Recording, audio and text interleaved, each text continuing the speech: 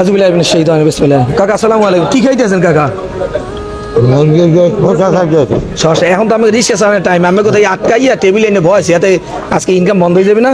না না, আল্লাহ চালাবার মালিক, ইনকাম তো বন্ধ হবে। আজকে যদি আমাকে আটকাই রাখেন, তাহলে ছেলে মেয়ে স্ত্রী বৃষ্টিতে নামবে যে এখনো আসে না কেন, না গেলে তো শেষকালে এই যে পারে দেবে। মানুষকে মানুষের খাওয়াইতে পারে কিছু? না না, আল্লাহ তার রিজিকের মালিকেরা আল্লাহ। আমরা এই ছোট সামান্য একটু আমাকে একটু হাসি মুখ মানে ফুটানোর জন্য একটু কাজ করেছে, রাগ হচ্ছে না খুশি? না না, আল্লাহ তাআলা খাবার দেন, অনেক খুশি হয়েছে। খাবার দেন কাকা।